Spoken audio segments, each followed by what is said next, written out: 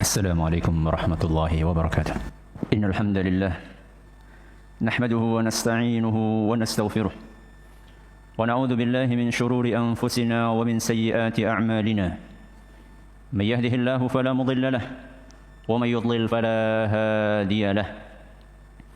وأشهد أن لا إله إلا الله وحده لا شريك له وأشهد أن محمدا عبده ورسوله. أما بعد، فإن أصدق الحديث كتاب الله وخير الهدى هدى محمد صلى الله عليه وعلى آله وصحبه وسلم، وشر الأمور محدثاتها وكل بدعة ضلالة. اللهم صل على نبينا وسيدنا محمد وعلى آله وصحبه أجمعين كما صليت على إبراهيم وعلى آله وصحبه أجمعين. Jamaah Jumat rahimakumullah. Marilah kita tingkatkan ketakwaan kita kepada Allah Subhanahu wa taala dengan ketakwaan yang sebenar-benarnya, yaitu dengan mengamalkan apa yang diperintahkan oleh Allah Subhanahu wa taala dan Rasulnya sallallahu alaihi wasallam, serta menjauhi apa yang dilarang oleh Allah Subhanahu wa taala dan Rasulnya sallallahu alaihi wasallam. Jamaah Jumat yang semoga senantiasa dimuliakan oleh Allah, kisah perjuangan para ulama dalam menuntut ilmu agama memang sangat ajaib, membuat kita bergeleng-geleng kepala keheranan. Andaikan tidak termaktub di dalam kitab-kitab yang otentik, mungkin akan banyak orang yang tidak percaya. Imam Malik rahimahullah mengorbankan apapun yang dimilikinya untuk membiayai belajarnya. Bahkan sebagaimana dituturkan oleh salah satu muridnya, Ibnul Qasim, Imam Malik pernah hingga menjual atap rumahnya. Atap rumahnya beliau bongkar, beliau jual untuk membiayai pendidikannya, karena memang sudah tidak ada lagi yang bisa dijual. Imam Bukhari rahimahullah pernah berhari-hari nggak bisa keluar rumah. Apa sebabnya? Karena dia tidak punya pakaian yang bisa beliau kenakan untuk menutupi auratnya saat keluar rumah. Karena seluruh barang yang beliau miliki sudah habis terjual untuk biaya belajar. Akhirnya teman-teman beliau pun urunan untuk membelikan baju buat Imam Bukhari. Tha'lab rahimahullah belajar nahwu dan bahasa Arab kepada gurunya Ibrahim Al-Harbi selama 50 tahun. Dan dalam kurun waktu yang begitu panjang itu tidak pernah Tha'lab absen walaupun hanya satu kali pun. 50 tahun tidak pernah absen. Muhammad bin Yunus terkenal dengan kegigihannya dalam belajar. Di kota Basrah saja beliau berguru, belajar kepada 1186 guru tanpa kenal lelah, tanpa kenal bosan, tanpa malu, dan tanpa gengsi. Ikrimah rahimahullah bercerita bahwa kedua kakinya diikat dengan tali oleh gurunya Ibnu Abbas radhiyallahu anhuma ketika belajar Al-Quran dan hadis kepada beliau, hingga akhirnya melalui proses yang panjang di kemudian hari Ikrimah menjadi ulama besar. Kaum muslimin yang kami hormati, Abu Hatim rahimahullah karena keterbatasan dana saat bepergian untuk belajar, kemanapun pergi beliau selalu berjalan kaki dari satu negara ke negara yang lainnya. Suatu saat beliau pernah iseng menghitung jarak yang sudah beliau tempuh.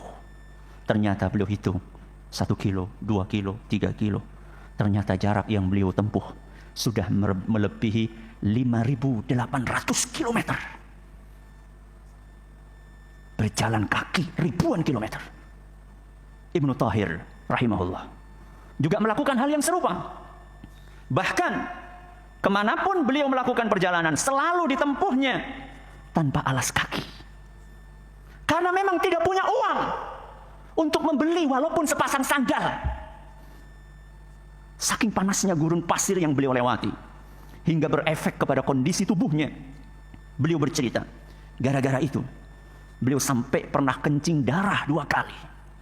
Pertama saat beliau di Baghdad, dan yang kedua saat beliau sedang berada di Mekah. Menyimak berbagai kisah tadi, memunculkan pertanyaan. Apakah mereka tidak menderita? Apakah mereka tidak menderita saat menjalani kejadian-kejadian tersebut? Jawabannya, secara fisik mungkin terasa sakit. Namun penderitaan fisik tadi terkalahkan dengan perasaan nikmat di dalam hati. Ya, mereka menikmati proses tersebut sehingga penderitaan fisik pun terabaikan. Aqulu qawli hadza wa astaghfirullah li wa lakum wa li jami'il muslimina wal muslimat fastaghfiruhu innahu huwal ghafurur rahim.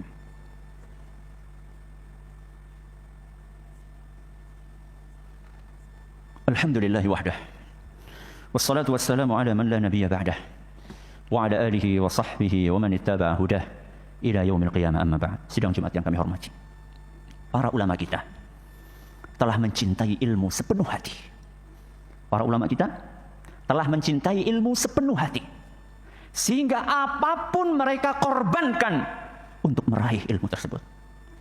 Mereka sadar betul betapa berharganya ilmu, sehingga seluruh umur mereka manfaatkan untuk mengejar ilmu. Inilah yang belum dimiliki oleh kebanyakan kita. Menghargai ilmu, memuliakan ilmu, dan menghormati ilmu. Akibatnya, belajar agama dijadikan oleh kebanyakan kita sebagai beban berat yang menjemukan. Merasa lebih nyaman bermain bola dibandingkan duduk menghafal Al-Quran. Lebih suka bermain HP dibanding menghadiri pengajian. Membaca komik dan buku cerita berjam-jam tahan.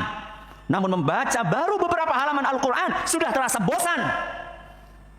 Dari sini kita bisa memahami mengapa para ulama kita dahulu mengarahkan murid-muridnya untuk belajar adab terlebih dahulu sebelum belajar ilmu.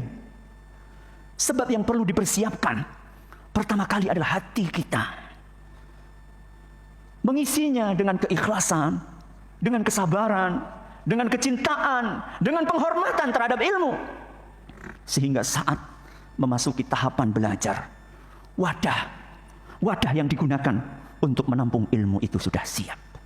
Hadza wa sallu wa sallimu rahimakumullah ala as-sadiqil amin kama amarakum bidzalika maulakum rabbul alamin faqala subhanahu inna allaha wa malaikatahu yusalluna ala an-nabi ya ayyuhalladzina amanu sallu alaihi wa sallimu taslima Allahumma salli ala Muhammadin wa ala ali Muhammad kama sallaita ala Ibrahim wa ala ali Ibrahim innaka Hamidum Majid Allahumma barik ala Muhammad وعلى آل محمد كما باركت على إبراهيم وعلى آل إبراهيم إنك حميد مجيد ربنا ظلمنا أنفسنا وإن لم تغفر لنا وترحمنا لنكونن من الخاسرين ربنا اغفر لنا ولإخواننا الذين سبقونا بالإيمان ولا تجعل في قلوبنا غلا للذين آمنوا ربنا إنك رؤوف رحيم ربنا لا تزغ قلوبنا بعد إذ هديتنا وهب لنا من لدنك رحمة إنك أنت الوهاب ربنا آتنا في الدنيا حسنة وفي الآخرة حسنة وقنا عذاب النار وصلى الله على نبينا وسيدنا محمد وعلى آله وصحبه ومن تبعهم بإحسان إلى يوم الدين وآخر دعوانا الحمد لله رب العالمين.